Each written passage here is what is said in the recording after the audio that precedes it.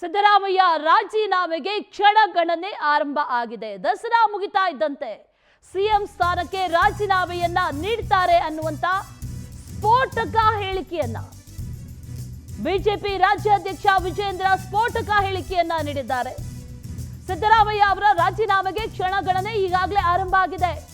ದಸರಾ ಮುಗಿತಾ ಇದ್ದಂತೆ ಸಿಎಂ ಸ್ಥಾನಕ್ಕೆ ರಾಜೀನಾಮೆ ಕೊಡ್ತಾರೆ ಅನ್ನುವಂತ ಹೇಳಿಕೆಯನ್ನ ನೀಡಿದ್ದಾರೆ. ಇದು ರಾಜಕೀಯ ಹೇಳಿಕೆ ಅಲ್ಲ, ಸತ್ಯ ಅಂದಿದ್ದಾರೆ ವಿಜೇಂದ್ರ. ಹೈಕಮಾಂಡ್ ಕೂಡ ರಾಜೀನಾಮೆಯನ್ನ ಪಡೆಯುವಂತ ಚಿಂತನೆಯನ್ನ ಮಾಡಿದೆ. ಮುಖ್ಯಮಂತ್ರಿ ಸ್ಥಾನಕ್ಕೆ ಡಿಕೆ ಶಿವಕುಮಾರ್ ಅಷ್ಟೇ ಅಲ್ಲ, 7-8 ಜನ ಸಿಎಂ ಕುರ್ಚಿಗೆ ಟವಲ್ ಹಾಕಿ ಕೂತಿದ್ದಾರೆ. ಆದ್ರೆ ಸಿದ್ದರಾಮಯ್ಯ ರಾಜೀನಾಮೆ ಕೊಡೋದು ಮಾತ್ರ ಸತ್ಯ ಅಂದಿದ್ದಾರೆ. ಮೈಸೂರಿನಲ್ಲಿ ಬಿಜೆಪಿ ರಾಜ್ಯಾಧ್ಯಕ್ಷರಾದಂಥ ಬಿವೈ ವಿಜೇಂದ್ರ ಸ್ಫೋಟಕ ಹೇಳಿಕೆಯನ್ನ ನೀಡಿದ್ದಾರೆ. ರಾಜೀನಾಮೆಗೆ ಕ್ಷಣಗಣನೆ ಆರಂಭ ಆಗಿದೆ ಅಂದಿದ್ದಾರೆ. ತಾವೇ ಮುಖ್ಯಮಂತ್ರಿಯಾಗಿ ಸಿದ್ದರಾಮಯ್ಯನವರೇ ಮುಖ್ಯಮಂತ್ರಿಯಾಗಿ ಮುಂದುವರಿತಾರೆ ಅಂತೇಳಿ ಸಚಿವರು ಹೇಳಿಕೆಗಳು. ಮುಖ್ಯಮಂತ್ರಿಗಳು ತಾವೇ ಮುಖ್ಯಮಂತ್ರಿಯಾಗಿ ಮುಂದುವರಿತೇವೆ ಅಂತ ಹೇಳ್ತಾ ಇದ್ದಾರೆ. ರಾಜ್ಯದ ಸಚಿವರುಗಳು ಸಿದ್ದರಾಮಯ್ಯನವರೇ ಮುಖ್ಯಮಂತ್ರಿಯಾಗಿ ಮುಂದುವರಿತಾರೆ ಅಂತ ಅವರು ಹೇಳ್ತಾ ಇದ್ದಾರೆ. ಮತ್ತೊಂದು ಕಡೆ ಸತೀಶ್ ಜಾರಕಿಹೊಳಿ ಅವ್ರನ್ನ ದೆಹಲಿಗೆ ಕಳಿಸ್ಕೊಟ್ಟಿರ್ತಕ್ಕಂಥ ಸಿದ್ದರಾಮಯ್ಯನವರು. ಒಟ್ಟಾರೆಯಾಗಿ ಹೇಳೋದಾದರೆ ಸಿದ್ದರಾಮಯ್ಯನವರು ತಮ್ಮ ಮುಖ್ಯಮಂತ್ರಿ ಸ್ಥಾನಕ್ಕೆ ರಾಜೀನಾಮೆ ಕೊಟ್ಟೇ ಕೊಡ್ತಾರೆ.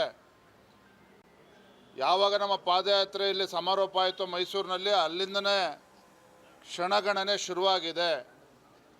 ನಾನು ಕೆಲವೊಂದು ರಾಜಕೀಯ ಹೇಳಿಕೆಯನ್ನು ಕೊಡ್ತಾ ಇಲ್ಲ, ದಸರಾ ಸಂದರ್ಭದಲ್ಲಿ ಹೇಳ್ತಾ ಇದ್ದೇನೆ. ಮುಖ್ಯಮಂತ್ರಿಗಳು ಯಾವ ಸಂದರ್ಭದಲ್ಲಿ ಬೇಕಾದ್ರೆ ರಾಜೀನಾಮೆ ಕೊಡ್ತಾರೆ, ಆ ವಾತಾವರಣ ನಿರ್ಮಾಣ ಆಗಿದೆ.